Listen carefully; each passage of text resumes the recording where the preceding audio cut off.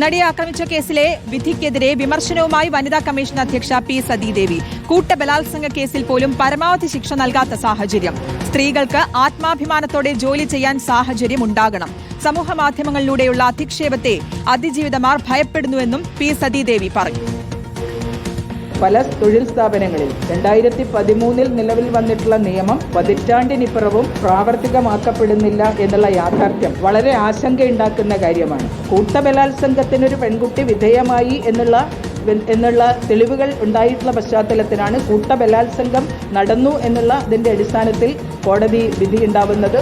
അത്തരം കേസുകളിലുൾപ്പെടെ പരമാവധി ശിക്ഷ ലഭിക്കാത്ത സാഹചര്യത്തിലാണ് അതിജീവിതകൾക്ക് പൊതുസമൂഹത്തിനോട് തനിക്ക് നീതി ലഭിച്ചില്ല, തുല്യനീതി ലഭ്യമായിട്ടില്ല എന്ന് പറയാനിടയായിട്ടുള്ള സാഹചര്യമുണ്ടായിട്ടുള്ളത്.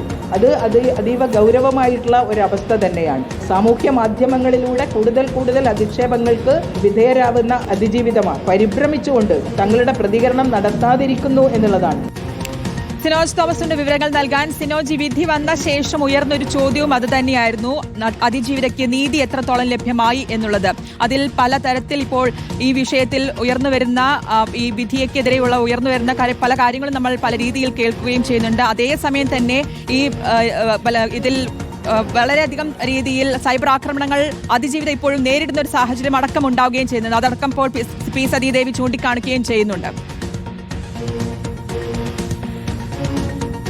തീർച്ചയായിട്ടും, അതായത് നടി ആക്രമിക്കപ്പെട്ട കേസിന് വിധി വന്ന ശേഷം ഇത്ര വിശദമായി തന്നെ ആദ്യമായിട്ടാണ് വനിതാ കമ്മീഷൻ അധ്യക്ഷ പി സതീദേവി പ്രതികരിക്കുന്നത്. അതായത് കൂട്ടബലാത്സംഗ കേസിൽ പരമാവധി ശിക്ഷ പോലും ലഭിക്കാത്ത സാഹചര്യം ഈ കേസിൽ ഉണ്ടായിരിക്കുന്നു. അത് ആശങ്കാജനകമാണെന്നാണ് പി സതീദേവി പറഞ്ഞിരിക്കുന്നത്. ചില പ്രതികളെ വെറുതെ വിടുകയും ചില പ്രതികൾക്ക് കുറഞ്ഞ ശിക്ഷ നൽകുകയും ചെയ്തിട്ടുണ്ട്. അത് കേരള സമൂഹം അംഗീകരിക്കുന്ന കാര്യമല്ല. സർക്കാർ തന്നെ അതിൽ അപ്പീൽ പോകുമെന്ന കാര്യം വ്യക്തമാക്കിയിട്ടുണ്ട്. അതിൽ സന്തോഷമുണ്ടെന്നും പി സതീദേവി പറയുകയും ചെയ്തിരിക്കുകയാണ്. പക്ഷേ അതിജീവിതയെ അവമാനിക്കുന്ന തരത്തിലുള്ള പ്രചാരണങ്ങൾ പ്രത്യേകിച്ച് സമൂഹ മാധ്യമങ്ങൾ ഉൾപ്പെടെ വ്യാപകമായി നടക്കുന്നുണ്ട്. അത് കേരള സമൂഹം അംഗീകരിക്കില്ല.